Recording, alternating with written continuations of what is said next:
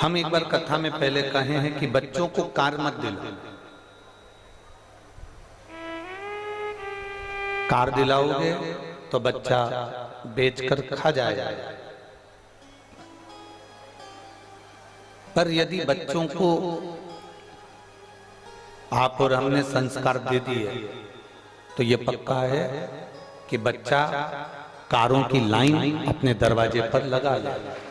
अगर श्रेष्ठ संस्कार हमने अपने बच्चों को दिए हैं तो कार ढेर सारी आ जाएगी। पर यदि हमने बच्चों को संस्कार नहीं दिए तो कार तो हम देकर जा रहे हैं, अगर हम संस्कार नहीं दे रहे तो वो कार देना हमारा बेकार है।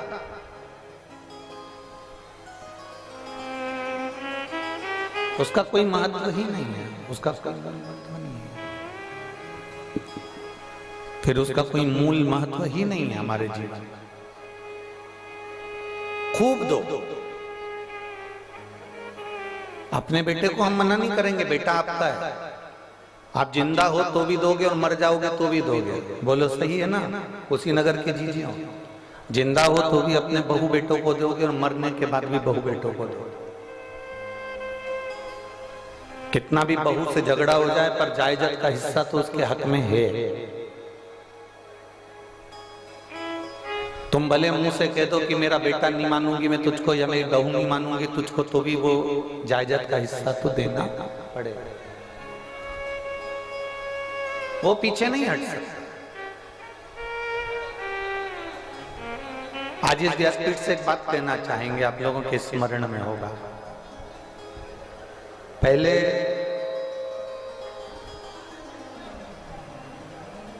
मुंह दिखाई होती थी शादी के बाद, अब इधर उत्तर प्रदेश में होती कि नहीं होती वो हमको नहीं।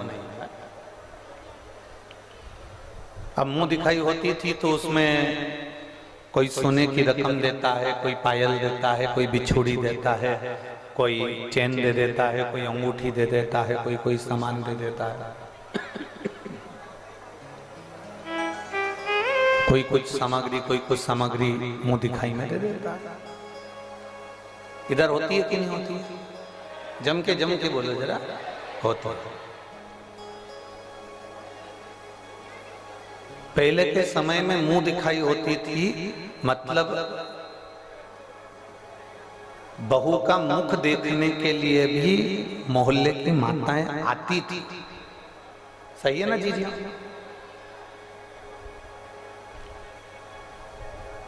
आज के जमाने में तो बहू बिना घूंघट के आती है तो मुंह दिखाई देने की जरूरत ही नहीं पड़ती।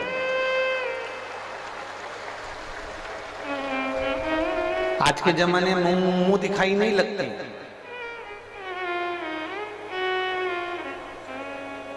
आज के जमाने में मुंह छुड़ाई लगती है। मुंह छुड़ाई से मतलब कोई ऐसी आ गई हमारे घर में कि इतना क्लेश मचा दिया, इतना क्लेश मचा दिया, इतना क्लेश मचा दिया कि 6 महीने में 1 साल 2 साल में उससे पीछा छुड़ाने के लिए जमीन बेचना पड़ी और 1 लाख 2 लाख 10 लाख देकर उससे मुंह छुड़ाना। बोलो सही है? कोई संस्कारवान किसी माता पिता की पुत्री हमारे घर में आ जाती है, कोई संस्कारवान हमारे घर में बेटी आ जाती है जिसकी मुख दिखाई भी होती है और वो घर को अपना समझ कर चलती है, अपना परिवार मानकर चलती है, अपना घर मानकर चलती है, अपना परिवार मानकर चलती है, अपना मानकर चलती है। पर कोई ऐसी आ जाती है कि वो अपने घर को घर नहीं मानती। केवल उसको एक ही मतलब रहता है, मेरा पति मेरा है, मेरे बच्चे मेरे हैं, मेरा मायका मेरा है, बाकी का कुछ भी ससुराल में मेरा नहीं। ससुराल में मेरा कुछ भी नहीं, मेरा पति मेरा है, मेरे बच्चे मेरे हैं, और मेरा पति जो कमा रहा है, नौकरी कर रहा है, वो नौकरी का धन मेरा है, सब कुछ मेरा है। मायके वाले मेरे हैं, मेरे पिताजी मेरे हैं, मेरी माँ मेरी है, मेरी बहन मेरी है, मेरा भाई मेरा है, मेरी भाभी मेरी है, पर पति का जो पक्ष है, ससुराल का जो पक्ष है, वो मेरा है। किसी किसी को ऐसा महसूस होता, किसी किसी। पर आप लोगों से एक बात कहना चाहेंगे, पार्वती मैया जब विवाह कर कर वापिस आई हैं, विवाह कर कर जब पार्वती मैया कैलाश धाम पर पहुंची हैं, भगवान शंकर के साथ में कैलाश के धाम पर माता पार्वती जी जब पहुंची हैं, कैलाश धाम पर जब माता पार्वती जी पहुंची,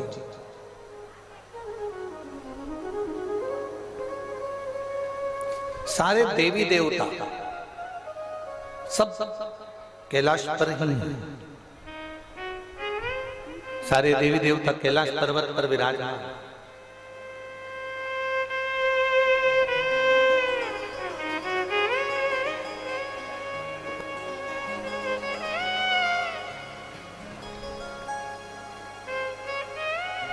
सारे देवताओं ने मिलकर देवाधिदेव महादेव से कहा, अब हम जा रहे हैं, आपका विवाह हो गया, आपका पाणी ग्रहण संस्कार हो गया, अब हम जा रहे हैं। शिव जी ने कहा कि तुमने मेरे ससुराल में, मेरे ससुराल गए थे, हिमालय राज्य के घर पे गए थे, तुम वहां भरपेट भोजन किया कि नहीं किया? सब ने कहा हमने भरपेट भोजन किया। मेरे ससुराल गए थे तो वहां पर तुम्हारी आव भगत हुई कि नहीं हुई? खूब हुई। मेरे ससुराल गए थे तो वहां तुम्हारा सत्कार हुआ कि नहीं हुआ? बहुत हुआ।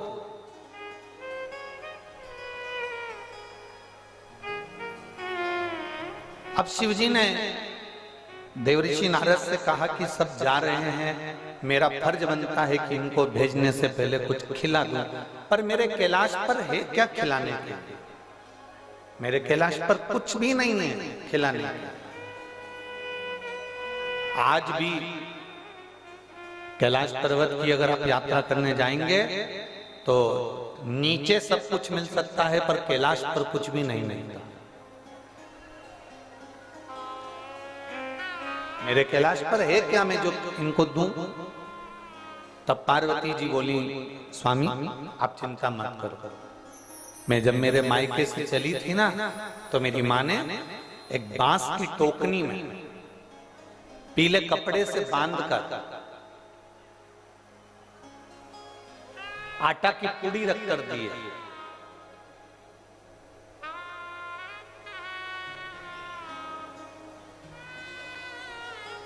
जितने गंगा तट के निवासी होते हैं, जितने सरयू तट के निवासी होते हैं, जितने नर्मदा तट के निवासी होते हैं, जितने गोमती तट के, गोदावरी तट के, जितने यमुना तट के निवासी होते हैं, जितने सरस्वती तट के निवासी होते हैं, जितने गंगा के घाट के निवासी हैं, जितने गंगा के किनारे के निवासी हैं, और जितने सरयू, मंदाकिनी, नर्मदा, कावेरी, गोदावरी, कृष्णा, इसके तट के जो निवासी होते हैं, ये सब शंकर जी की बनाई हुई परंपरा से चलते हैं।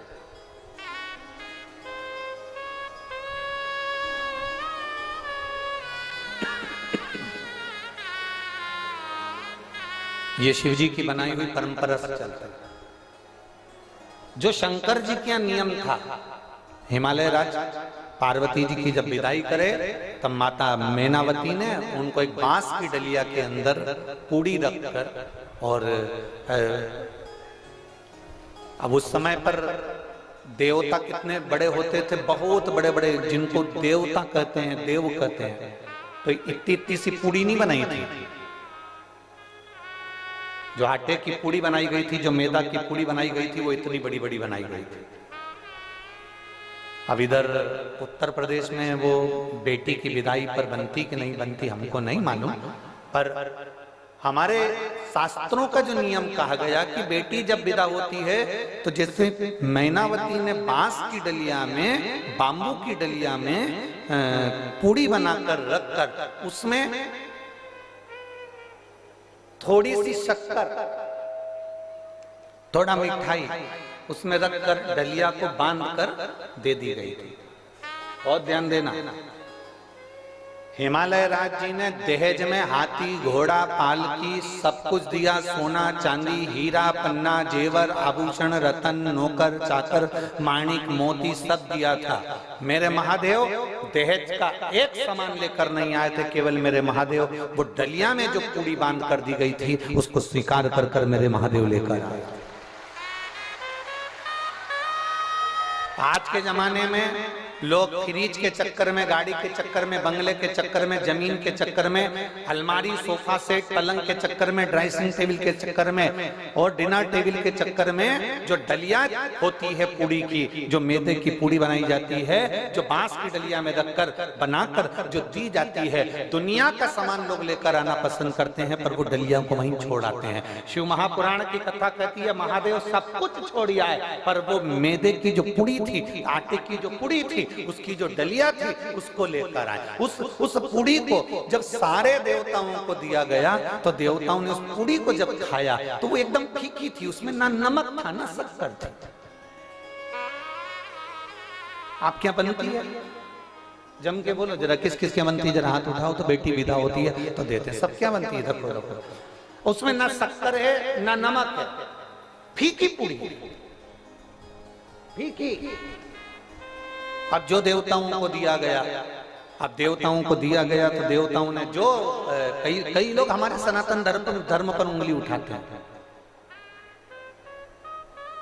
दुनिया के कई लोग हमारे हिंदू धर्म पर उंगली उठाते हैं। तुम्हारे सनातन धर्म में ये नए नए नियम है, पूड़ी दे दी, फीकी दे दी, नमक डाला नहीं, शक्कर डाली नहीं, डलिया में बांध कर दे दी, पीले कपड़े के कंकु के छापे लगा कर दे दी। बताओ ऐसा पीला कपड़ा कर दे दिया, ऐसा दे दिया। ये दुनिया के लोग सनातन धर्म पर उंगली उठाते हैं और उंगली उठाने वाला कोई दूसरा नहीं होता, सब अपने ही होते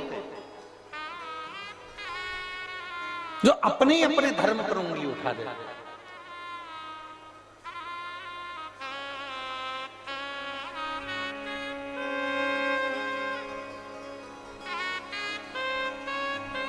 कहने वाला कहते रहेंगे, सनातन धर्म पर कोई दूसरा आक्षेप करने वाला, उंगली उठाने वाला नहीं होता, अपने ही उठाते।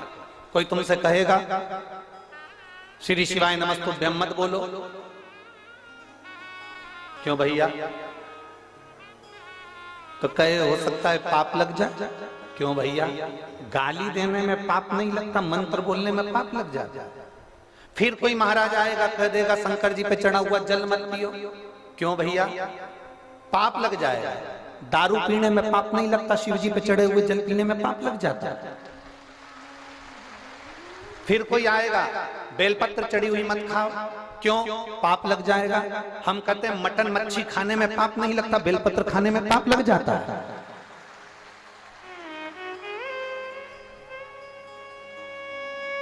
कोई दूसरा आक्षेप करने वाला नहीं मिलेगा, दूसरे नहीं मिलेंगे, अपने ही मिलेंगे जो अपने ही धर्म को नीचे दिखाने का प्रयास करेंगे। अपने ही मिलेंगे जो अपने धर्म को नीचे की ओर ले जाने का प्रयास करेंगे, कोई दूसरा नहीं। हमारे यहाँ मैदे की पूड़ी बनकर आई है और जो शिव ने बना दिया नियम वो आज तक चले आ रहा है, आज तक। और ये मैदे की पूड़ी का या आटे की पूड़ी का ये डलिया देने का ये नियम आज का नहीं है, ये हमारे यहाँ पुराने समय का, बहुत पुराने समय का। कहाँ? तो कहते हैं ये सतयुग के समय का है, जब माता पार्वती और शिव जी का विवाह हुआ था, उस समय पर ये डलिया दी गई थी जो आज तक जी जा रही है, आज तक दी जा रही है। अब वो पूड़ी कैसी है? जम के बोलो जरा। ठीक ठीक। देवताओं ने जो पूड़ी खाई तो सबने तुरंत खबर करी भगवान भोलेनाथ जी के पास में, ये पूड़ी तो फीकी है, फीकी।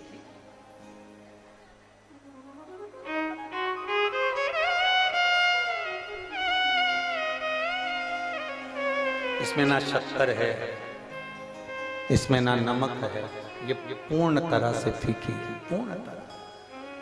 अब देवाधिदेव महादेव को बुलाया गया और बुलाकर देवताओं ने कहा ये पूरी पूरी फीकी है, इसमें कुछ भी नहीं है। शंकर भगवान ने उसी समय पर संपूर्ण पृथ्वीवासियों को एक उपदेश दे दिया। वो उपदेश पूरे संसार में रहने वाले एक एक मनुष्य के जीवन में वो उपदेश याद रखना जो शिव जी ने पूड़ी खिलाते समय दिया था और कह दिया देवताओं से ये पूड़ी फीकी है क्योंकि ये मायके से पार्वती जी के दी गई है, ये पूड़ी नहीं है मैदे की, ये पीले कपड़े में बंधी हुई ये पूड़ी नहीं है, ये बांस की डलिया में रखी हुई पूड़ी नहीं है, ये छापे लगाकर दी गई पूड़ी नहीं है। शिव जी कहते हैं ये पूड़ी के रूप में एक माँ बाप अपनी बेटी को हमको देते हैं और ये बता देते हैं कि मेरी बेटी फीकी है, इसमें नमक है कि शक्कर है, अच्छा बनाना और बुरा बनाना ये आपके हाथ में है। मेरी बेटी फीकी है, इसको अच्छा बनाना और बुरा बनाना तुम्हारे हाथ में है। हमारी बेटी को हम जितना जैसा बना सकते थे बनाकर आपको दिया है, इस पूड़ी को बनाकर हमने आपको दिया है। अब आपकी जवाबदारी, आप इसको शक्कर से खाएंगे कि आप इसको नमक से खाएंगे, ये आपकी जवाबदारी है कि आप अपनी बहू को कैसा संस्कार देते हैं। आप अपनी बहू को गाली देते हैं, आप शब्द कहते हैं, ताने देते हैं, आड़ा टेढ़ा बोलते हैं, या अपनी बहू को सहलाकर प्रेम से स्नेह से अपनी मीठी वाणी से अपनी बहू को इतना मिठास में घोल लो कि वो फीकी पूड़ी भी मीठी हो जाए। ये महादेव की कथा का ये हमारे संस्कार है कि हम क्या दे रहे हैं।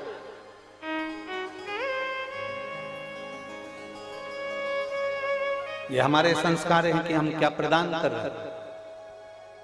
पहले के समय में मुंह दिखाई होती थी तो रकम दी जाती थी, आज के जमाने में मुंह छुड़ाई होती है कि इतना अपशब्द कह जाती हैं बेटियां, इतना अपशब्द बोल जाती हैं बहुएं कि आखिरी में सास ससुर कह देते हैं भले 1-2 एकड़ जमीन बिक जाए, 2 बीघा जमीन चली जाए, और इसको जाने दो, इसको अपने घर जाने दो, हम नहीं रह सकते इसके सामने। पीछा छुड़ा देते हैं लोग, मुंह दिखाई क्या मुंह छुड़ाई का काम करते हैं। 1 लाख 2 लाख 5 लाख लो और पीछा छुड़ा दो, तुम तो जाओ, हमें नहीं रखना। ये बड़ा विचित्र समय आ गया। इस विचित्र समय को हमें साधना,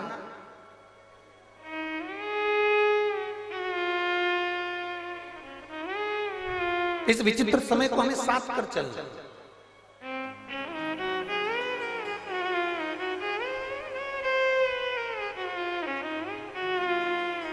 और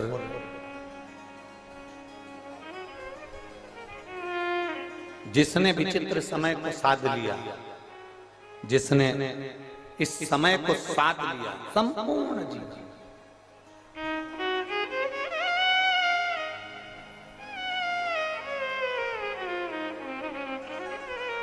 शादी के 4 साल, कितने वर्ष, जम के बोलो जरा, जम के। शादी के 4 वर्ष अपनी बेटी को अपने बेटे को सिखाकर भेजना। शादी के 4 वर्ष सबसे कठिनता के वर्ष होते हैं। ये 4 वर्ष शादी के, इसमें बचपन, जवानी, अधेड़ी और बुढ़ापा सब कुछ समझ में आ जाता है शादी के 4 साल। क्यों?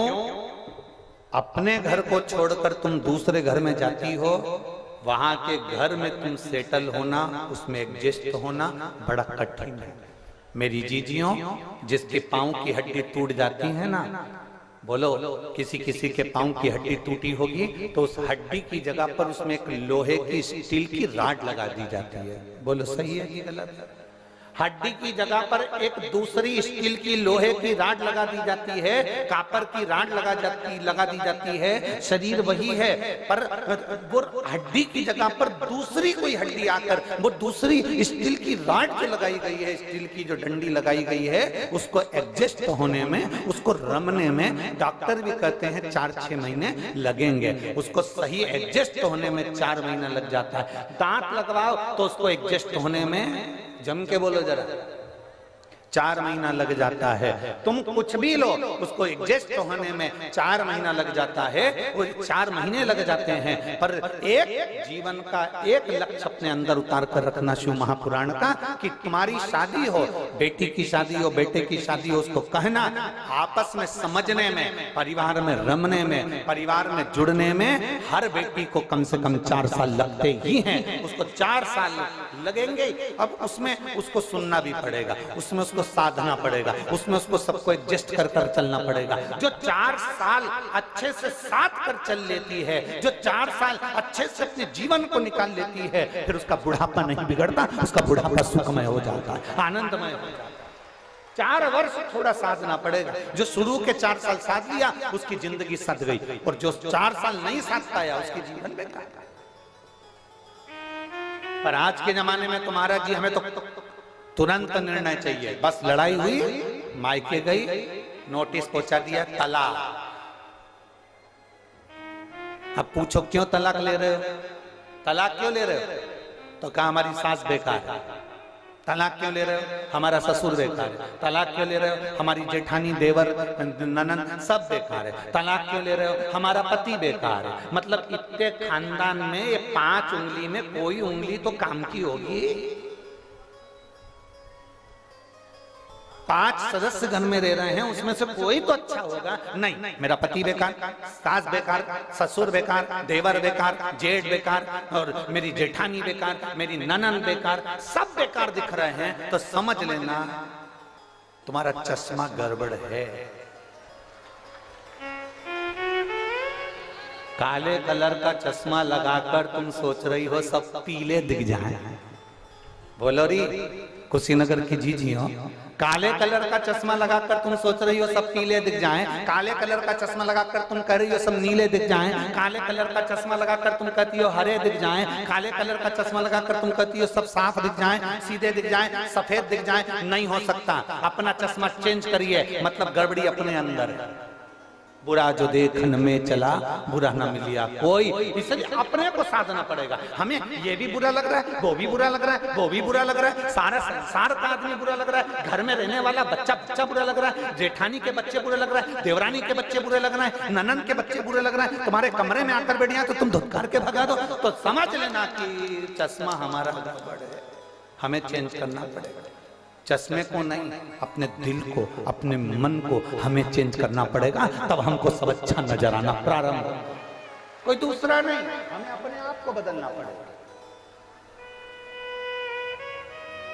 और मत बुरे कर्म कर बंदे वरना पछताएगा, भगवान की आंखों से तू बच नहीं पाएगा, तू बच नहीं पाएगा, तू बच नहीं पाएगा। अगर सास को सब बुरे लग रहे हैं तो आंख का चश्मा गड़बड़ है, बेटे को सब बुरे लग रहे हैं तो चश्मा गड़बड़ है, ससुर को सब बुरे लग रहे हैं तो चश्मा गड़बड़ है, और आपको सब बुरे लग रहे हैं तो चश्मा गड़बड़ है। चश्मे से मतलब है कि हमारा मन कुछ गड़बड़ है, हमारा दिल कुछ गड़बड़ है।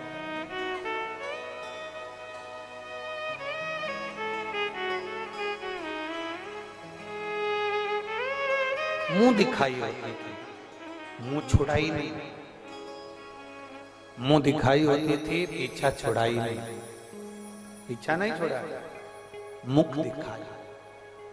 कितने प्रसन्नता होती है जब कोई बेटी आती है। अपना घर छोड़कर आई है बेटियां,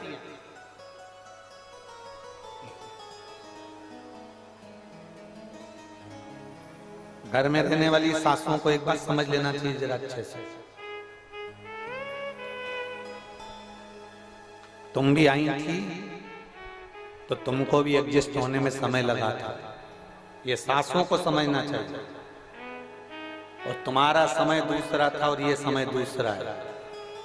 आज के समय की पढ़ी लिखी लड़कियां अगर तुम्हारे घर में आ रही हैं तो थोड़ा सा तुमको संभल कर चलना पड़ेगा, हर चीज में टोकना बंद करना पड़ेगा, तब जाकर हमारा घर और परिवार ठीक तरह से चल पाएगा और उसको हम साथ पाएंगे। गया जमाना, वो जमाना गया जिस समय पर बहुएं डरती थी। आज का जमाना बड़ा विचित्र है। कोई सास के पास में आकर कह देना, पहले डराते थे बच्चों को तो कहते थे बहू आया। आज के जमाने में सास को डराना हो तो कहते बहू आई, डर जा। कुत्ते में डर जाता है, कुत्ते।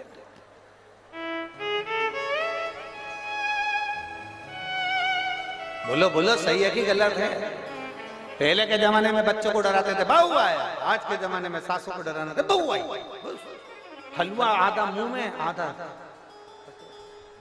अभी तो गई थी वापिस।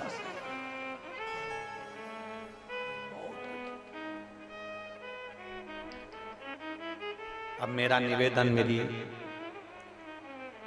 जीजियों से और मेरे जीजाओं से, जितने आस्था चैनल पर कथा सुन रहे हैं, जितने फेसबुक यूट्यूब पर कथा सुन रहे हैं, इन सब से मेरा निवेदन है, ध्यान देना, थोड़ा ध्यान रखना। हमें ज्यादा टोक टोक कर जिंदगी नहीं दी। तुम बूढ़े हो जाओगे, तुम्हारी नहीं चलेगी, फिर बहुएं कोई काम करेगी तब तुम्हारा दिल दुखेगा। इसलिए अभी से ऐसे हो जाओ, आग लगे बस्ती में अपन रहो मस्त। टाइम पे अपने लिए चाय आ रही है, टाइम पे अपने लिए भोजन आ रहा है, समय पर सब काम हो रहा है, अच्छे से अपनी जिंदगी चल रही है। ज्यादा किसी को रोका टोकी करना उत्तमता नहीं है। हाँ, थोड़ा बहुत बोलो, मना नहीं, पर अधिकता में नहीं, जिससे हमारा घर, हमारा परिवार टूटे ना। ऐसे शब्दों का संबोधन ना किया,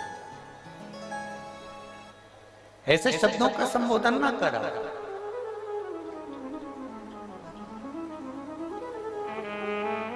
पहले कितने अच्छे अच्छे गाने चलते थे, फिल्मों में भी आते थे, 100 साल जिए हमारी, जम के तो बोलो जरा, 100 साल जिए हमारी सासू जी। आज के जमाने में तो प्रार्थना करके जाती हैं बेटियां, हम जाएं उससे पहले मर जाएं हमारी सासू जी। कितना विचित्र समय, कितना विचित्र।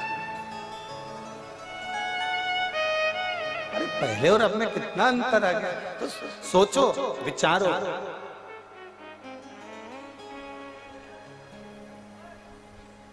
एक पत्र लिखा है किसी बच्चे ने, हो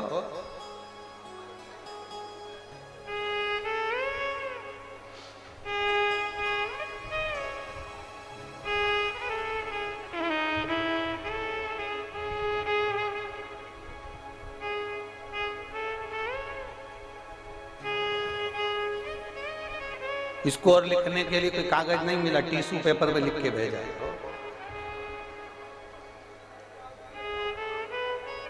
प्रणाम गुरुजी, मेरा नाम सूरज गौर, मैं लखीमपुर का रहने वाला हूं। मेरा एक प्रश्न है आपसे।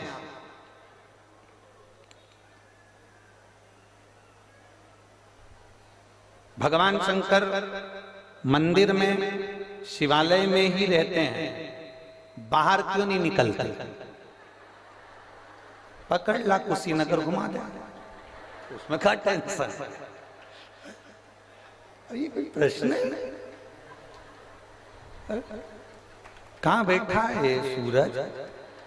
चांद को भी पकड़ ला मेरे बेटा। प्रणाम गुरुजी, मेरा नाम सूरज गौर, मैं लखीमपुर का रहने वाला हूँ। मेरा एक प्रश्न है कि भगवान शंकर मंदिर में, शिवालय में ही रहते हैं, बाहर क्यों नहीं आते? प्रणाम गुरुजी।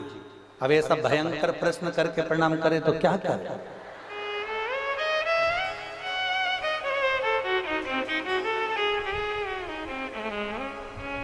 भगवान मंदिर में रहते हैं, बाहर क्यों नहीं आते?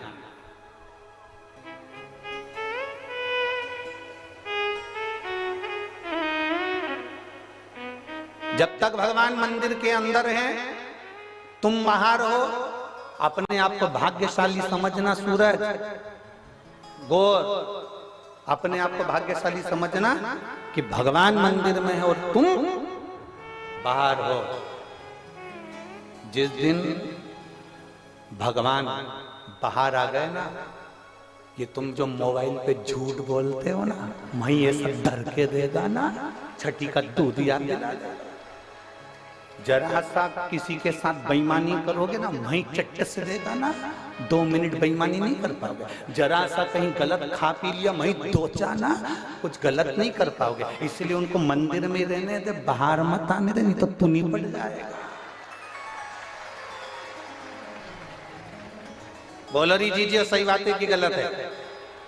वो मंदिर के अंदर है इसलिए तुम बाहर झूठ बोल लेते हो, वो मंदिर के अंदर है इसलिए तुम बाहर पाप कर लेते हो, वो मंदिर के अंदर है इसलिए तुम बाहर छल कर लेते हो, वो मंदिर के अंदर है इसलिए तुम बाहर कपट कर लेते हो, वो मंदिर के अंदर है इसलिए तुम बाहर बेईमानी कर लेते हो, वो मंदिर के अंदर है इसलिए तुम चोरी भी कर लेते हो। अगर वो मंदिर से बाहर निकल गया तो तुम्हारी जिंदगी सही नहीं, वो दोच के सही। जैसे बच्चा जब तक अकेला पढ़ता है, एकदम फुल एंजॉय के साथ पढ़ता है, पढ़ गया, सो गया, खाता पीता पढ़ रहा है, और मम्मी के सामने पढ़ के बता, मम्मी दो रख के बोल मैं भी तकलीफ बोला, फिर मारा। बच्चा स्वतंत्र है, तब तक वो अच्छे से घूम रहा है, पढ़ रहा है, खा रहा है, पी रहा है, पढ़ते पढ़ते सब एंजॉय कर रहा है। पर मम्मी के सामने, पापा के सामने बैठ गया पढ़ने के लिए, फिर मम्मी पापा के सामने कोई हरकत करेगा क्या? जम के बोलो रही, कुशीनगर की दीजिए, करेगा? मम्मी पापा के सामने बच्चा कोई हरकत नहीं कर सकता, अकेला रहेगा तो हरकत कर सकता है। उसी तरह शंकर हमारे माँ बाप हैं, अगर वो बाहर आ गए तो हम कोई हरकत नहीं कर सकते।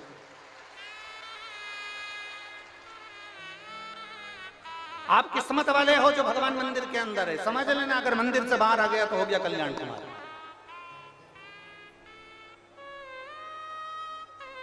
अब तुम रोज मंदिर जाया करो, लोटा भर जल चढ़ा के, सूरज चांद, सूरज गौर लखीमपुर, तुम रोज भगवान को मंदिर में जल चढ़ाने जाया करो तो धन्यवाद देकर आना। धन्यवाद तुम यही देना,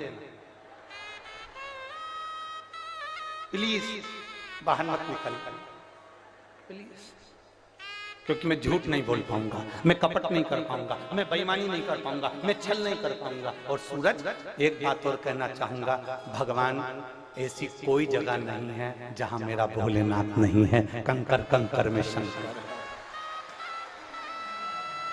कंकर कंकर में शंकर है, वो सब दूर है, सब।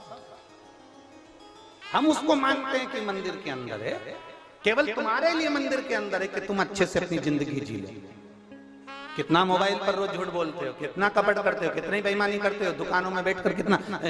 एक बार रामचरितमानस का संवाद है, हनुमान जी महाराज अयोध्या में आ गए, राम जी का राज्य स्थापित हो गया, राम जी राजा बनकर बैठ गए, हनुमान जी बाजार में घूम रहे थे अयोध्या के। एक कपड़े की दुकान वाले ने हनुमान जी को बुलाया, इधर हनुमान। हनुमान जी चले गए, क्या हुआ? हनुमान जी ने पूछा क्या बात है? कपड़े की दुकान वाले ने कहा क्यों, तूने, हमने सुना है तुमने लंका जला दी थी पूंछ से। हनुमान जी बोले हाँ। कपड़े के व्यापारी ने पूछा ये बताओ कि तुमने कैसे जलाई थी? हनुमान जी ने बोला उन्होंने मेरी पूंछ में कपड़ा बांधा, तेल डाला, आग लगाई, मैंने जला। फिर दूसरा आ गया, जलाई कैसे थी? हनुमान जी ने कहा पूंछ में कपड़ा बांधा, तेल डाला, आग लगाई, जला। फिर तीसरा आ गया, तुमने लंका जलाई कैसे? 4-6 दिन तक, 8 दिन तक हनुमान जी के प्राण खा गए, ऐसे बोलते रहे, लंका कैसे जलाई? हनुमान जी बोले पूंछ में उन्होंने कपड़ा बांधा, तेल डाला, आग लगाई। फिर हनुमान जी से पूछा लंका कैसे जलाई? हनुमान जी ने बोला अब तो मेरी पूंछ में आग लगा के बताओ, मैं जला के बताता हूं। अब सारे कपड़े वालों ने मिलकर हनुमान जी की पूंछ में कपड़ा बांधा, तेल डाला, आग लगाई तो हनुमान जी सब कपड़े की दुकान में घुस गए, सब में लगाया। अब सब में आग लगा के जैसे ही आए, सारे कपड़ा व्यापारी राम जी के पास अयोध्या में पहुंच गए। राघव जी की जय हो, राम जी की जय हो, खूब रोते बिलखते पहुंचे, प्रभु प्रभु प्रभु निर्णय कर दीजिए। हनुमान जी के, राम जी ने पूछा हुआ क्या? कुछ नहीं हुआ, हमने हनुमान जी से पूछा था कि तुमने लंका कैसे जलाई? हनुमान जी ने अपनी पूंछ में आग लगाकर हमारी कपड़े की दुकान जला दी। हनुमान जी को बुलाया, हनुमान तुमने ऐसा क्यों करा? हनुमान जी बोले मेरे से रोज पूछते थे कि लंका कैसे जलाई, कैसे जलाई। मैंने कहा आग लगाओ, मैं जला के बता देता हूँ। तो इनकी दुकान क्या लंका थी? हनुमान जी बोले लंका से कम नहीं थी, 1 रुपए की चीज 10 रुपए में बेचते थे, इसलिए लंका से कम नहीं थी, आग लगा दी।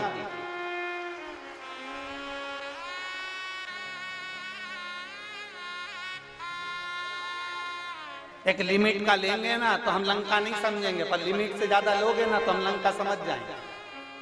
आग लगाने में पीछे नहीं हटेंगे। अरे भाई भगवान मंदिर के अंदर है तो तुम आजाद हो, आजाद। तुम्हारी गाड़ी पे जब तुम्हारी पत्नी बैठी रहती है, तुम्हारी मम्मी बैठी रहती है, तुम्हारी मोटरसाइकिल पे तुम्हारे पापा बैठे रहते हैं, तब लड़का इतनी सज्जनता से गाड़ी चलाता है, कंघी पाटी पाड़ के धीरे धीरे धीरे धीरे चलाता। जब मम्मी पापा घर के अंदर, फिर लड़का जो गाड़ी चलाता है वो तो पूरा कुशीनगर देखता है, वो पूरा कुशीनगर देखता है। जब लड़का अकेला होता है गाड़ी चलाता है तो पूरा कुशीनगर देखता है, पूरा नगर देखता है। पर मम्मी पापा गाड़ी के ऊपर हैं, लड़का धीरे गाड़ी चलाएगा, स्लो गाड़ी चलाएगा, पापा चिल्ला देंगे, पीछे से थपड़ा देंगे, पीछे से एक थपड़ा हो गया,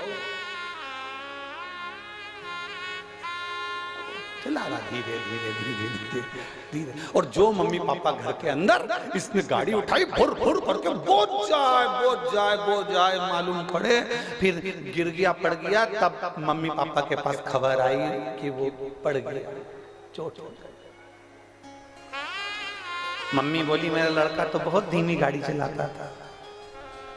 शंकर भगवान मंदिर के अंदर बैठे रहते हैं, पार्वती जी से कहते रहते हैं, पार्वती जी कहती है कितनी सीधी है ये जो तुम्हारे मंदिर में दिया लगाने आ रही है, कितना सीधा है ये जो तुमको एक लोटा जल चढ़ाने आ रहा है। भोलेनाथ जी बोले चुपचाप बैठी रहे, बस मेरे को सब मालूम है कितनी सीधी है, चुपचाप बैठे रहे। कितने प्रेम से एक लोटा जल चढ़ाता है, 4 महीने हो गए चढ़ाते चढ़ाते, तुम इसकी सुन क्यों नहीं रहे? शंकर भगवान बोले पार्वती आंख बंद करके बैठी रहे, मेरे को मालूम है कब इसको क्या देना है। अभी 4 महीने हुए हैं, अभी लोटा भर के जल चढ़ा रही है, अगर मैं अभी के अभी दे दूंगा तो परसों के दिन से आएगी नहीं। बैठे रहे,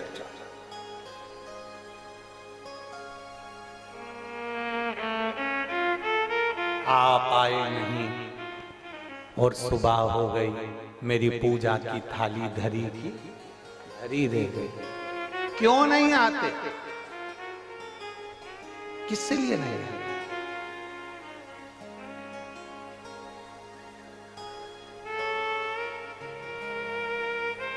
हम उसको पुकारे हैं और वो ना आए तो बेटा सूरज टिश्यू पेपर ये हमारे पास में है। धन्यवाद, बहुत अच्छा प्रश्न आपने किया। और सारे कुशीनगर वालों के लिए ये प्रश्न नहीं, पूरे भारत और विश्व वालों के लिए प्रश्न का उत्तर है कि परमात्मा मंदिर के अंदर रहता है तो हम हमारे कर्म करते रहते हैं, वो तो हर जगह पर है और हमारे कर्मों को नजरअंदाज करता रहता है।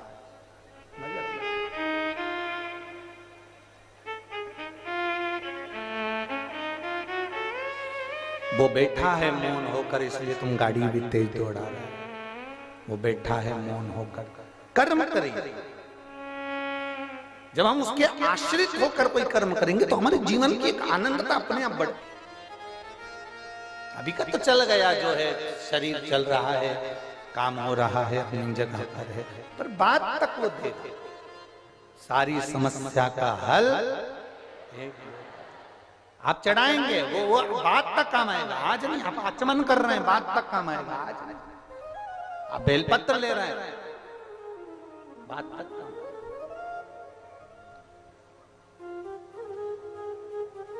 और मेरी जीजियों, रोज बेलपत्र आप नहीं खा सकते तो रोज बेलपत्र शिव जी की लेकर आते हो, उसको सुखा लो। शंकर जी पे चढ़ी हुई बेलपत्र उठाकर सुखा लो, सूख जाए जब चूड़ा बना लो। चूड़ा बनाने के बाद में, क्योंकि सादी बेलपत्र कोई कोई खाता है तो मुंह में छार छार हो जाता है, किसी किसी के खाने में छाले पड़ जाते हैं कि हमसे नहीं खाते बन रहा, मत उसका चूड़ा बना के रखो। हफ्ते 2 हफ्ते में चुटकी भर के जरा सा चूड़ा भी अगर तुमने खा लिया, जिंदगी में बीपी और शुगर और थायराइड नहीं हो सकता। बीपी, शुगर और थायराइड नहीं हो सकता। और जितने शुगर के पेशेंट बैठे हैं यहाँ पर और जितने बीपी के पेशेंट बैठे हैं, मैं उनसे भी कहूंगा,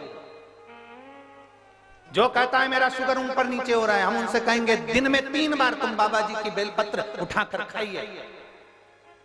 शिव जी पे चढ़ी हुई बेलपत्र शंकर से कुंदकेश्वर महादेव के नाम से उठाकर खाओ, और दूसरे दिन ही तुम जांच कराओ तुम्हारी शुगर लेवल में आती कि नहीं आती, बताना जरूर। हम भी यही हैं, कुशीनगर में अभी कहीं गए नहीं है, आज चौथा दिन है, 3 दिन यही है, कहीं नहीं जाने वाले, यहीं पर 3 दिन और। आप करो सेवन कुंदकेश्वर महादेव के नाम से बेलपत्र खाकर, और फिर जांच कराओ, और रिपोर्ट हमको भी दिखती कि एक पत्र आया है, इसमें उन्होंने पूरी रिपोर्ट तक लगाई है, इसमें उन्होंने पूरी रिपोर्ट कम से कम लगभग 60-70 पेज की पूरी रिपोर्ट लगाई है, और इसमें एक उन्होंने डॉक्टर की लिस्ट भी लगाई, जिस डॉक्टर ने कह दिया था कि तुमको कभी जिंदगी में बच्चे नहीं हो सकते, क्योंकि तुम्हारे पति और पत्नी में दोनों में ही ऐसा है कि दोनों को बच्चे नहीं हो सकते। उसने पूरी रिपोर्ट लगाई, पत्र में भी लिखा कि संतान नहीं हो सकता। एक पत्र है, मेरा नाम कविता देवी, पति का नाम श्री विजय सिंह, ग्राम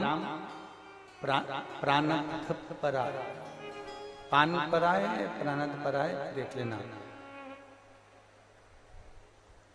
कुशीनगर मेरा घर है, कुबेरस्थान प्राणपरा कुबेरस्थान कुशीनगर मेरा घर है। कहीं बैठी हैं का? कविता देवी, पति का नाम श्री विजय सिंह, कहीं बैठे हो तो हाथ हिला सकते हैं, अगर कहीं बैठी हो तो हाथ हिला सकती हैं। कविता देवी विजय सिंह बैठे हैं, हाथ हिलाओ जरा, हमें दिख जाओगे। हाँ ठीक है, दिख गए। श्री शिवाय नमस्ते। बच्चा आया है क्या साथ में? नहीं आया? आया है? हाँ लिया, उसको लिया। मेरा नाम कविता देवी है, पति का नाम विजय सिंह है। एक लोटे जल का वर्णन करना चाहती हूँ, और पूरी रिपोर्ट मैंने डॉक्टर की लगाई है, जिसमें डॉक्टर ने साफ मना कर दिया था कि संतान नहीं हो सकता। गुरुदी, हमने 1 साल 2 साल 3 साल ऐसे इंतजार करते कई साल निकाल दिए। 5-6 साल से हमने टेस्ट बेबी भी करवाया, पर संतान का सुख नहीं आया। डॉक्टर के हिसाब से हम दोनों के ब्लड का ग्रुप एक होने के कारणवश या कोई समस्या डॉक्टर ने बताई, जिसके कारणवश हमें दोनों को संतान का सुख नहीं हो सकता। तब किसी ने फेसबुक पर आपकी क्लिप भेजी शिव पुराण की, और उस क्लिप को हमने सुना, और दीपावली के दिन ही हमने पहली बार नियम बना लिया कि हमको 10 साल हो गए हैं, औलाद नहीं हुई है, तो हम आज से नियम बनाते हैं कि शिव जी के मंदिर में जल चढ़ाएंगे और उसको पिएंगे। हमने शंकर जी के मंदिर में जल चढ़ाकर पीना प्रारंभ करा। पति पत्नी ने सफेद आंकड़े की जड़ का प्रयोग किया, सफेद आंकड़े की जड़ का प्रयोग करा, और बाबा की पशुपतिनाथ का व्रत किया। बाबा की कृपा से सब लोग कहते थे, जब डॉक्टर ने मना कर दिया तुम्हारी रिपोर्टें ठीक नहीं है तो तुम्हें संतान नहीं होगी, पर बाबा की कृपा, आपका रुद्राक्ष महोत्सव जब सीहोर में चल रहा था, हम वहां पर पहुंच गए, और रुद्राक्ष उत्सव में हम 2023 में जब सीहोर में पहुंचे रुद्राक्ष उत्सव में, वहां इतनी भीड़ थी, इतनी गर्दी थी कि हम अंदर नहीं जा पाए। पर आपकी भूमि तक हम पहुंचकर हमने वहां बैठकर आपकी शिव महापुराण की कथा सुनी। गुरुदेव, कुबेरेश्वर धाम की जमीन पर बैठकर कथा सुनना कोई साधारण बात नहीं है। जो मांगते हैं वो बाबा देता है। हम 2 दिन वहां रुके, हमने वहां कथा श्रवण करी, और वहां से आने के बाद हम बाबा से जब विनती कर कर आए, और आने के बाद बाबा की कृपा से मेरा गर्भ ठहर गया, गर्भ ठहरा, और बाबा की कृपा से आज मेरे को, जो डॉक्टरों ने मना करा था वो भी आश्चर्य में पड़ गए। मेरे यहाँ पर 10 साल के बाद संतान का सुख हुआ है। मैं बाबा को प्रणाम करने के लिए ये सारी रिपोर्टें में लगा, सारी। ये शिव तत्व ओघड़ी, शंभु, त्रिकालदर्शी, कैलाशी, अविनाशी शिव है, वो साधारण नहीं है। और तेरी कृपा बिना ना हिले एक भी लेते हैं श्वास, तेरी कृपा से तनु तनु। हे गंगाधार मुक्ति द्वार ओंकार तू, भोले ओंकार तू, आयो शरण तिहारी शंभु तार तार। क्या देगा, कैसे देगा, कब देगा, उसके ऊपर निर्भर करता। हम यहां तक कहते हैं, आप अपने घर से आते हो ना, 2 बोतल पानी लेकर आया करो, 1 बोतल पानी दूसरे के लिए, 1 बोतल अपने लिए। आप घर से आते हो, 2 रोटी ज्यादा बनाओ, 2 पराठे ज्यादा बनाओ, पराठे में थोड़ा सा अचार रखकर अपने पास में जो शुभ बाहर से कथा सुनने के लिए उसी नगर आए, उसके पास में बैठकर उसको 2 रोटी का पंगा बनाकर वो पराठे रखकर दे दो। हम बाजार से नहीं ले सकते, हमारे घर से तो 2 ज्यादा ला सकते हैं, दो। और किसी को यहाँ पुराण में किसी को पानी पिलाना, मुख झूठा कराना, बैठकर शिव पुराण की कथा सुनना, उसका फल क्या होता है, एक इतनी बड़ी डायरी लेकर उसमें लिख के रखना कि मैंने किसी को 5 तारीख को, 10 तारीख को, 15 तारीख को, या मैंने 16 तारीख को, 17 तारीख को किसी को 2 पराठे खिलाए। उसका 3 महीने इंतजार करना कि मेरा बाबा तुझे किस जगह पर, किस घड़ी पर क्या प्रदान करता है, क्या देगा वो, उसको निर्भर करता है। तुमने किसी का मुंह झूठा कराया, किसी को पानी पिलाया, ये शिव भक्त बार बार कुशीनगर में नहीं आ सकते, कुशीनगर में ये शिव भक्त इकट्ठे नहीं हो सकते। ये तो बाबा की कृपा से एकत्रित हुए, मौका मिला हमें सेवा।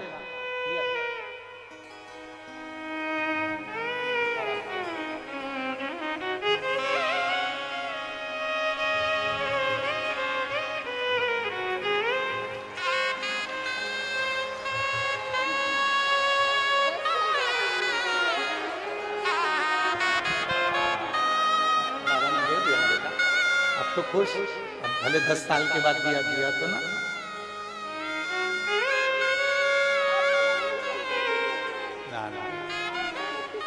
बाबा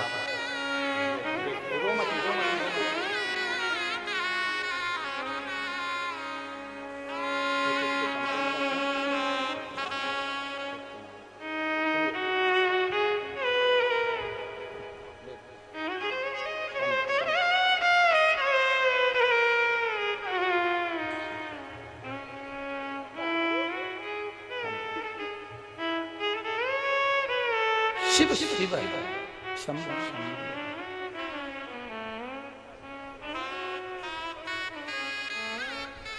और खाली ना जाता कोई दर से तुम्हारे, खाली न जाता कोई दर से तुम्हारे, खड़ी हूँ नंदी बाहे पसरे, अपने गले से लगा लो, गिरा जा रहा हूँ, उठा लो, भोले अपने दर से अब तो न टालो, गिरा जा रहा हूँ, उठा लो,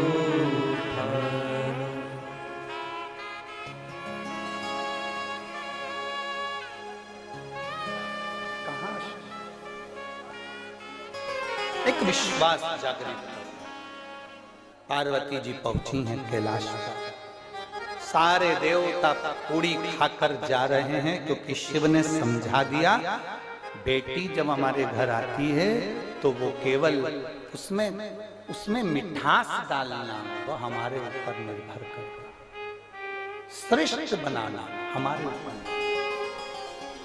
दुनिया की कोई सास बुरी नहीं है और दुनिया की कोई बहू बुरी नहीं है, दुनिया की कोई बेटी बुरी नहीं होती और ना दुनिया की कोई सास बुरी होती है ना बहू बुरी होती है। बस थोड़ा समय ये जो होता है ना ये बुरा होता है, उतने में सास भी समझ जाए और बहू भी समझ जाए तो जिंदगी अच्छी निकल जाए।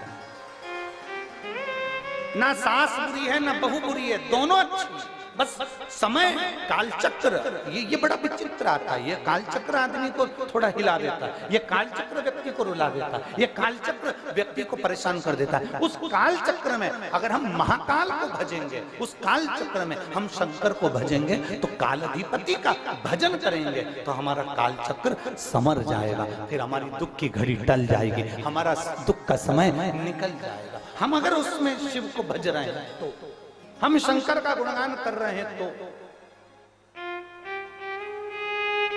कोई बुरा नहीं है संसार में।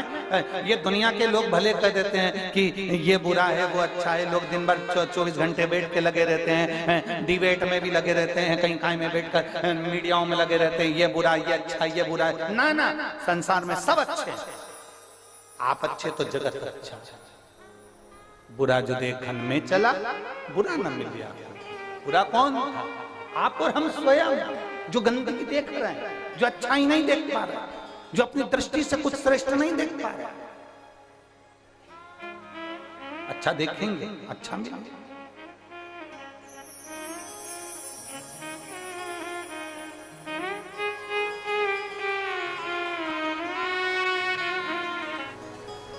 आप दिल से कहेंगे वो दिल से श्रवण।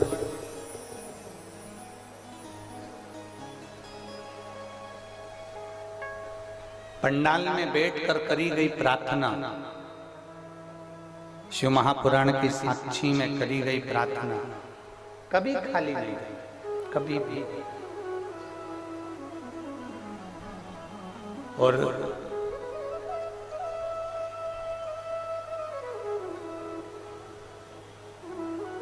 जो हम कहते हैं बाबा से अपने मन की बात, जो कहते हैं बाबा उसको पूर्ण करता है, करता है।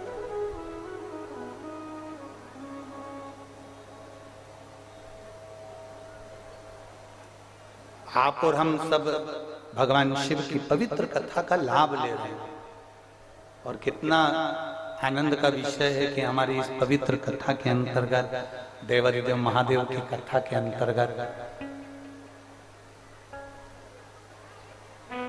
पूज्य महाराज जी का आगमन, हनुमानगढ़ी अयोध्या से आना, स्वयं हनुमान जी ही इस कथा का लाभ लेने के लिए पधारे।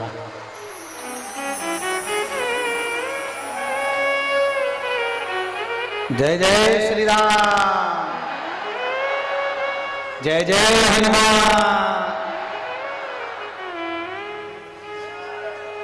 महाराज जी की वाणी भी बड़ी सुंदर है हो, जैसी जैसी हनुमान जी की सेवा करते ना वैसी वैसी इनकी वाणी भी सुंदर है। अभी कथा अपनी जब विराम की ओर रहेगी उस समय पर आपकी भी वाणी का लाभ अपन सब लेंगे। और बड़ी ओजस्वी और बड़ी सनातन धर्म को प्रेरणा देने वाली आपकी वाणी है, जो आप और हम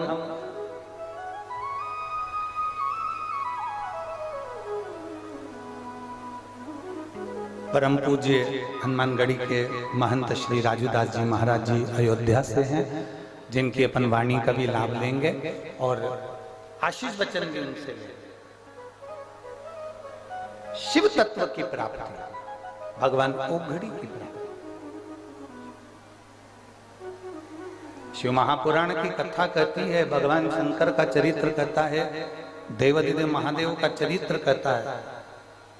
पार्वती मैया कैलाश धाम पर पहुंची, विराजमान हुई, और विराजमान होने के बाद माता पार्वती थोड़ी देर बैठने के बाद में देवादिदेव महादेव के साथ में कथा श्रवण करने के लिए अमरनाथ की गुफा में पहुंची।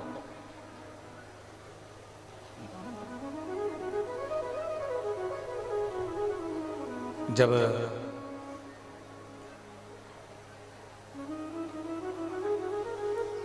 अमरनाथ की गुफा में बैठकर जब भगवान शंकर ने माता पार्वती जी को सुंदर सुंदर वृतांत सुनाना प्रारंभ करे जनमानस के कल्याण, पार्वती जी उसका स्मरण करती रही, सुनती रही। श्रवण करने के बाद में माता पार्वती फिर शिव जी के साथ वापिस कैलाश पर आकर विराजमान हो गई।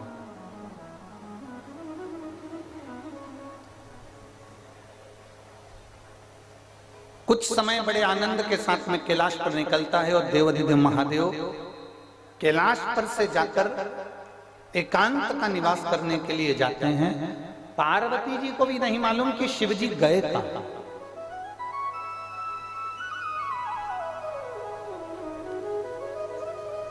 कभी कभी ऐसा योग लग जाता है, कभी कभी ऐसा क्रम हो जाता है, कभी कभी ऐसा योग संजोग बैठ जाता है कि कभी कभी हमारे चित्त में ऐसा भाव उत्पन्न हो जाता है, कहीं एकांत में जाकर बैठ जाएं और भगवान की अविरल कथा का लाभ लें, कहीं एकांत में जाकर बैठ जाएं शिव भक्ति का लाभ लें, कहीं एकांत में जाकर बैठ जाएं भगवान शंकर को एक लोटा जल समर्पित करें, कहीं एकांत में जाकर बैठ जाएं और श्री शिवाय नमस्तुभ्यम का जाप करें। ये हमारे भीतर उमंगता में उत्पन्न होता है।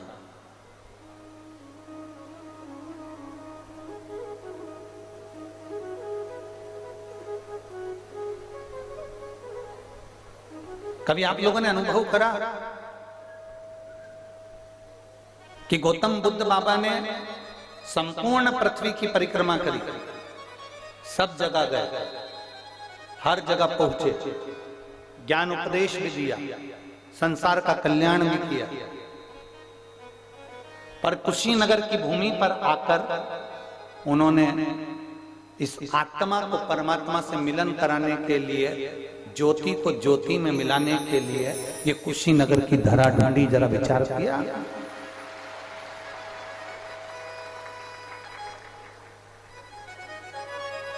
मतलब कुछ तो इस भूमि पर होगा ऐसा, कुछ तो वो कहते हैं ना कि वो चुंबक जो होती है ना, वो लोहे को खींच लेते हैं।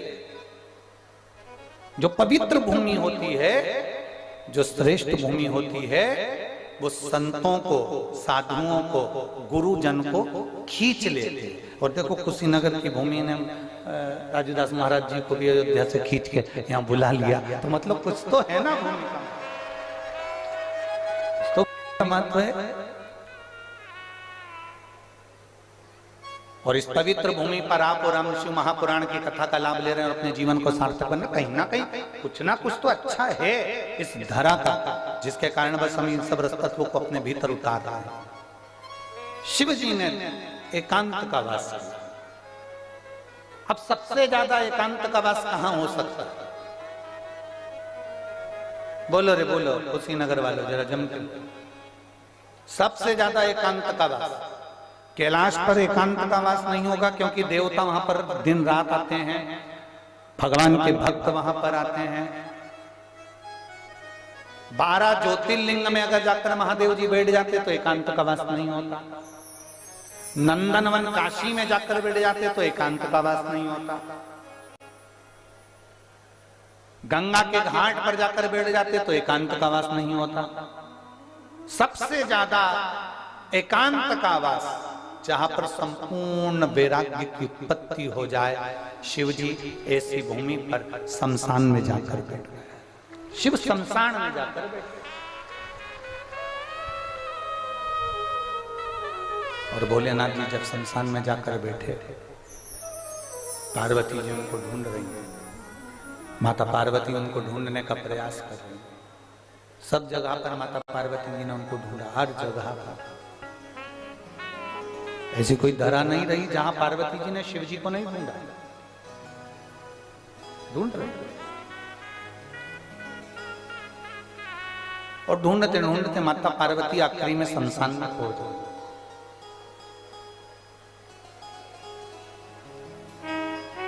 और शमशान में बैठी पार्वती जी शिव जी का पूजन कर रहे। समझने वाला विषय है, शमशान में जाने के बाद तंबाकू खाने का विषय नहीं है ये।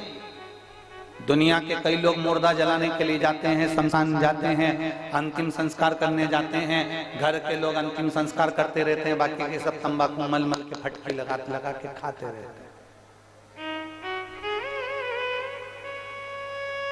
कुछ लोग कुर्सी पर टेबल पर बैठ जाते हैं शमशान के अंदर, और जमीन पर उन्होंने आसन लगाया और ठाह के लगाने बैठ जाते ना। पार्वती मैया शिव जी को ढूंढते ढूंढते शमशान में पहुंच जाते हैं और शमशान में बैठकर भगवान शंकर को रिझाने का प्रयास करती हैं, भगवान शंकर को मनाने का प्रयास करती। जब हम शिव को ढूंढेंगे तो शिव मिलेगा ही निश्चित है। हम ढूंढने का प्रयास ही नहीं करेंगे तो महादेव कैसे मिलेगा? तो ढूंढेंगे तो शिव मिलेगा ही निश्चित है। हम ढूंढने का प्रयास ही नहीं करेंगे तो महादेव कैसे मिलेगा?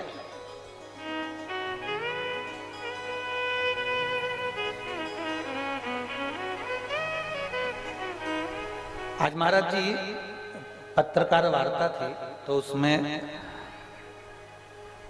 पत्रकार बंधुओं का निवेदन था कि ये अयोध्या में राम जी बैठ गए,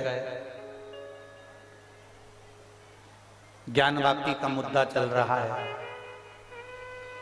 कृष्ण जन्मभूमि को भी आप मांग रहे हैं, तो ये क्या है? हमने कहा देखो, बच्चा मांगेगा नहीं तो मां रोटी देगी नहीं, बच्चा मांगेगा नहीं तो पिता पेन देगा नहीं, बच्चा मांगेगा नहीं तो पिताजी मोबाइल देगा नहीं। उसी तरह मांग हम दूसरे से नहीं रहे, हमारी चीज, हमारी ज्ञानवापी, हमारी जन्मस्थली हम मांग रहे हैं। जैसे अयोध्या मांगी वैसे ही ज्ञानवापी और वैसे ही कृष्ण भगवान की जन्मस्थली मांग रहे हैं। उसमें क्या दिक्कत है? भगवान कृष्ण की जन्मस्थली मांग रहे हैं तो इसमें कोई बड़ी बात नहीं है, हमारी है इसलिए मांग रहे हैं। ज्ञानवापी मांग रहे हैं तो हमारी है इसलिए मांग रहे हैं। अयोध्या हमारी थी तो हमने मांगी, और आज अवध में राम जी विराजमान हुए। ये प्रधानमंत्री जी और मुख्यमंत्री जी को धन्यवाद हो, बहुत बहुत साधुवाद। ठीक है और रहे।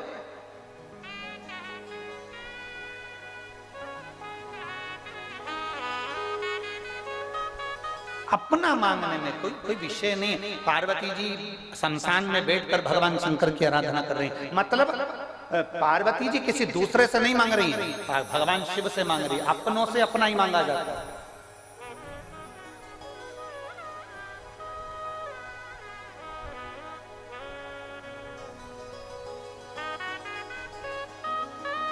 फिर महाराज जी उन्होंने कहा राजनीति का मुद्दा है, विपक्ष इसको राजनीति का मुद्दा मानता है।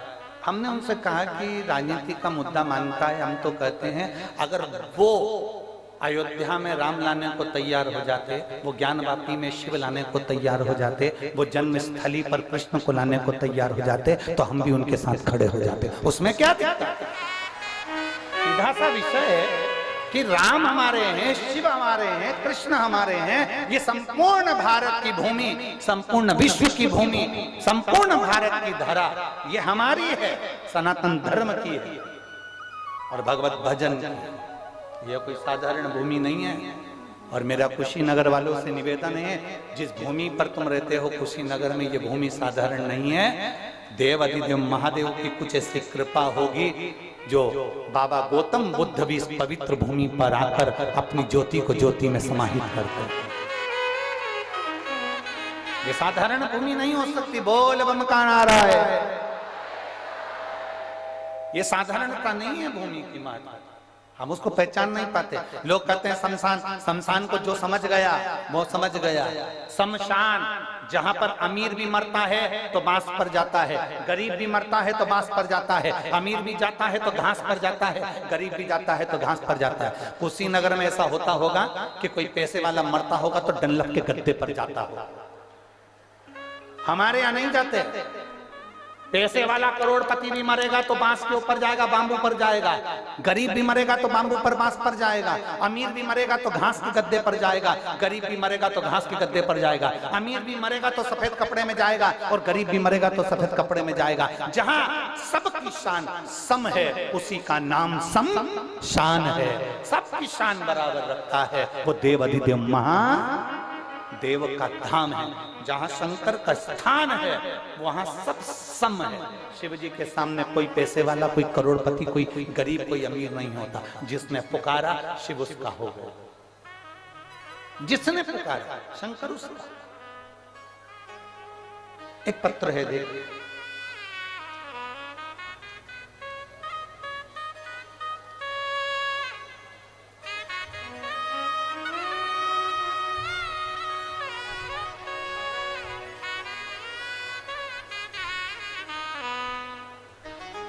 मैं बासमती देवी, पति का नाम रामचंद्र कुशवाहा, मैं पंजाब पटियाला से आई हैं। आप ही हैं? हाथ हिला दीजिए। आ जाओ, एक बेलपत्र ले जाओ। मैं बासमती देवी रामचंद्र कुशवाहा, मैं पंजाब पटियाला से यहाँ आई हूँ कथा श्रवण करने के लिए। मैंने बाबा से निवेदन करा था कि मेरे पति ठीक होंगे तो मैं तुरंत, जिस दिन मेरी रिपोर्ट सही आ जाएगी, मैं उसी दिन कथा सुनने के लिए चली जाऊंगा। गुरुदेव, हमारे पति की दोनों किडनी सिकुड़ गई थी, किडनी ने काम करना बंद कर दिया था और ब्लड कैंसर भी हो गया था। पति आए हैं क्या साथ में बाबू?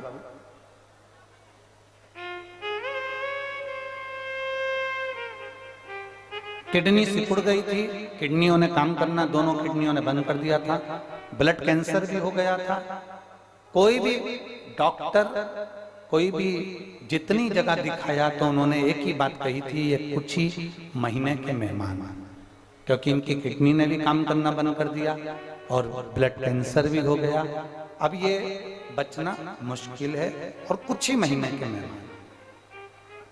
हम उनको इलाज कराने के लिए पीजीआई चंडीगढ़ के हॉस्पिटल लेकर गए और पीजीआई में ले जाकर उनको भर्ती कराया, दिखाया, तो वहां के डॉक्टर ने भी कह दिया कि अब इनके पास में समय नहीं है और इनका ब्लड कैंसर भी फैल चुका है और इनकी किडनियों ने काम करना बंद कर दिया। ऑपरेशन कराते हो तो भी हल्का है और ना कराओगे तो भी जाएगा। तब एक डॉक्टर ने कहा इनका ऑपरेशन करा लो, हो सकता है थोड़ा बहुत अंतर आ जाए पर पूरा नहीं आ सकता। हम उनको अपने घर लेकर आ गए और आपकी कथा हम उनको सुनाने लगे और हम भी सुनने लगे। शिव जी से प्रार्थना करते, एक लोटा जल शिव जी को चढ़ाते, वो लेकर आते, उनको पिलाते।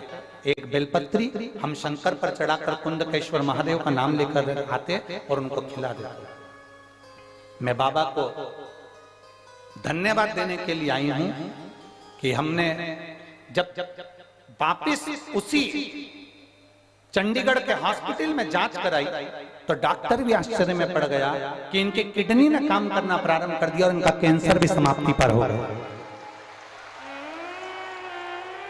आज मेरे पति की जो रिपोर्ट आई है वो पूर्ण तरह से एकदम ठीक आई है और नील आई है। इसलिए मैं बाबा को यहाँ प्रणाम करने के लिए चंडीगढ़ से, यहाँ पटियाला से, पंजाब से मैं कुशीनगर तक आ गई। गुरुदेव, मैं बाबा को यहाँ प्रणाम करने के लिए आई। ये शिव तत्व है, शंभु प्रकाशदर्शी कैलाश। आपका विश्वास, आपका भरोसा, आपकी दृढ़ता शिव के करीब लेते हैं।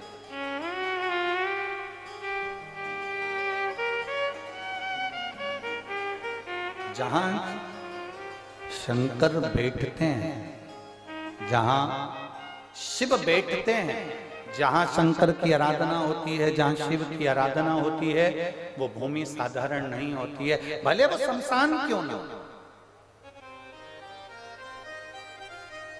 भले वो शमशान क्यों। मेरे ओघड़दानी शमशान में बैठे हैं, माता पार्वती जी उनकी सेवा में लगी हुई है। पार्वती जी उनकी पूजन कर रही हैं, पार्वती जी उनकी आराधना कर रही हैं, पार्वती जी उन पे जल चढ़ा रही हैं, उनको बेलपत्र चढ़ा रही हैं, समर्पित कर रही हैं, उनकी आराधना में डूबी। शिव जी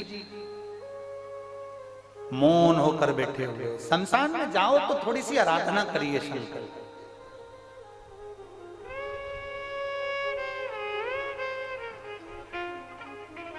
शमशान में जाकर ठिठोली नहीं करना, शमशान में जाकर हमें हंसना नहीं है, शमशान में जाकर हमें कोई किसी के ऊपर ठाका नहीं लगाना।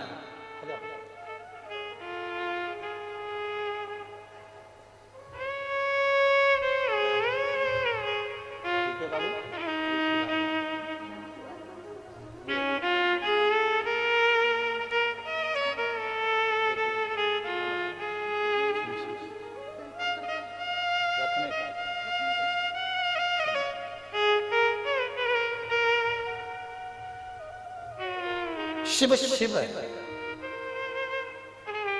पंजाब से आई हैं बहन श्रीमती बासमती देवी जी, रामचंद्र जी कुशबा, पंजाब पटियाला से आई हैं। इन्होंने बाबा को जल चढ़ाकर विनती करी थी कि मेरे पति की किडनी और कैंसर अगर समाप्त हो गया तो मैं जाऊंगी। और पीजी आई चंडीगढ़ में जब रिपोर्ट पूरी नील आई तब ये यहाँ पहुंची हैं और बाबा को प्रणाम करा। एक बार भाव से दोनों हाथों से साथ बोल बम का नारा है, शिव तत्व को हमें पहचान, ओगढ़दानी को हमें जानना। पार्वती जी पहुंच गई। पार्वती जी ने पहुंचकर बाबा से प्रार्थना करी। शिव जी थोड़ी देर बैठे थे और बैठने के बाद में सामने से एक अर्थी आ रही थी और लोग राम नाम बोलो बोलो जम के बोलो जरा, राम नाम सत्य है बोल रहे। शंकर भगवान ने उस अर्थी को देखा और शिव जी उसको देखकर मुस्कुरा दिया। भगवान थोड़ी सी देर हंसे, ठाका लगा। अब गुरुजी आप कह रहे हो कि शमशान में हंसना नहीं चाहिए और महादेव मुस्कुरा रहे, महादेव हंस रहे। जो देवता करते हैं ना वो हमें नहीं करना, जो गुरु करता है वैसा हमें नहीं करना, जो भगवान करते हैं वैसा हमें नहीं करना। हमें उनके बतलाए मार्ग पर चलना है, हमें उनके जैसा करना नहीं है।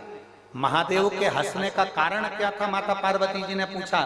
सामने से अर्थी आ रही है, लोग राम नाम सत्य चिल्ला रहे हैं और आप ठाका लगा दिया प्रभु। आपके हंसने का कारण क्या है?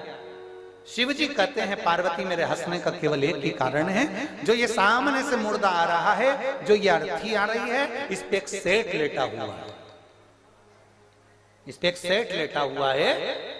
ये वो सेठ है जिसने अपनी दुकान में मेरा फोटो लगा कर रखा है। अच्छा, वाह, आपका फोटो?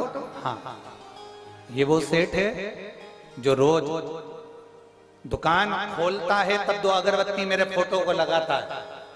बहुत बढ़िया, फिर तो ये आपका भक्त है पार्वती जी। फिर आप हंस क्यों रहे हो?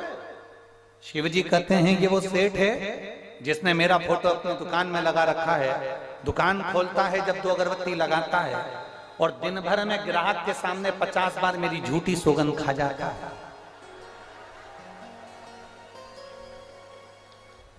अब बताओ, शंकर जी हंसे नहीं तो क्या क्या?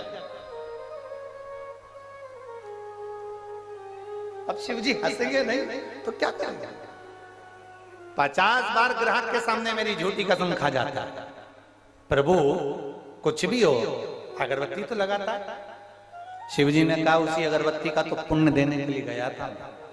मैंने सोचा ये रोज अगरबत्ती लगाता है, भले कैसा भी है, कसम दिन भर खाता है, पाप भी बहुत करता है, झूठ भी बहुत करता है, कसम पर कसम खाता है, छल भी करता है, लोगों का धन भी खा जाता है, बहुत बेकार काम करता है।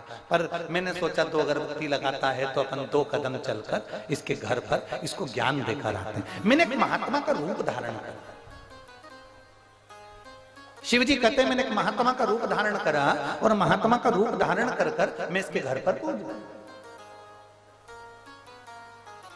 और मैं इसके घर पर जाकर मैंने आवाज लगाई, सेठ जी सेठ जी सेठ जी। निकल कर बाहर आया। मैंने कहा मेरे को 2 रात्रि यहाँ पर विश्राम करना है। इसने मुझे 2 रात्रि का विश्राम दिया। मैंने 2 रात्रि इसके यहाँ विश्राम करा। 2 अगरबत्ती का पुण्य मुझे देना था, इसलिए मैंने इसको पुण्य दिया। मैंने इसको समझाने बैठ गया, सुनो सेठ जी, थोड़े दिन के बाद तुम मरने वाले हो, थोड़ा अच्छा काम कर लो। सेठ जी ने मुझे 4 गाली बक दी।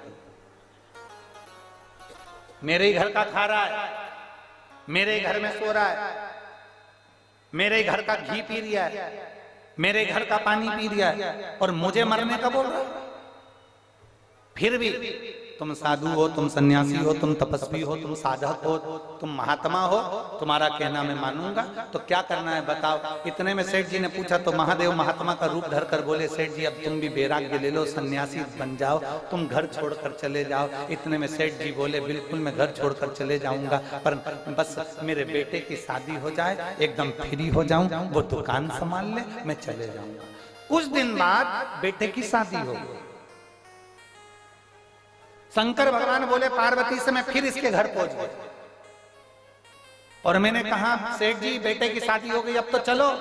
इतने में बोला बस बहू को एक छोरा छोरी हो जाए, बस फिर मैं पूरा छोड़ दूंगा, वैराग्य धारण कर लूंगा, सब छोड़ कर चले जाऊंगा। अब बहू के घर में छोरा छोरी हो गया, ये दादा बन गए, उनको खिलाने में लग गए, इधर उधर उठाने में लग गए, घोड़ा हाथी बनने में लग गए। फिर मैं पहुंच गया सेठ जी। जैसे ही मैंने कहा सेठ जी ने कर लिया दरवाजा बंद। मैं खिड़की में से चिल्लाया सेठ जी। सेठ जी दरवाजा खोल के बाहर आए और आते से मुझसे बोले, मेरा पीछा पकड़ के बैठे हो, तुम तो बाबा बन गए, क्या मुझे बनाने बैठे हो? मुझे नहीं बनना, चलो यहां से जाओ। सेठ जी ने मुझे धक्का मारकर निकाल दिया। इतने परिवार में आसक्ति खाकर पड़ गए, इतना पोता पोती बेटा बहू पत्नी बच्चे दुकान जमीन जायदाद इतना घिर गए कि घर से एक मिनट कहीं नहीं जाते, ना मंदिर ना देवालय ना शिवालय। आखिरी में यम का निर्णय तो यम का है, इसके प्राण छूटे। और ये इसी के घर में, इसी की बाथरूम में से जो पानी निकलता है उसी में कीड़ा बन गया, उसी में। जिस बाथरूम में से पानी निकलता है, जिस बाथरूम में से पानी निकल कर बाहर जाता है, उसी बाथरूम की नाली में कीड़ा बन गया है।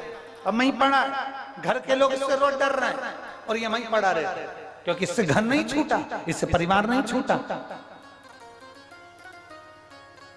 इससे घर परिवार छूट नहीं रहा, इससे घर परिवार छूटा नहीं, इसलिए ये निकला।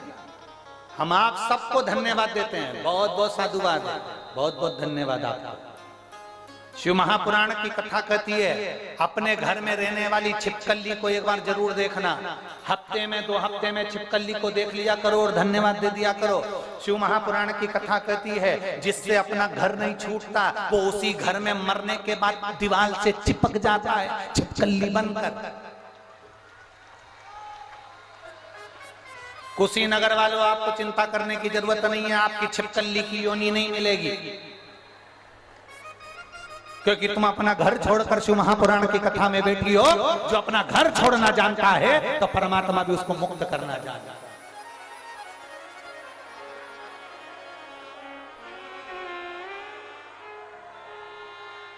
अब कोई कोई ऐसा घर नहीं छूट रहा, घर नहीं छूट रहा, घर नहीं छूट रहा, अब मत छोड़।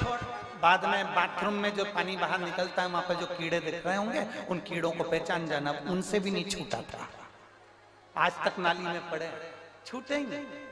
अपना घर छोड़कर, परिवार छोड़कर, कुटुंब छोड़कर 5 दिन 7 दिन 2 दिन आप शिव महापुराण की कथा में आकर बैठे हो,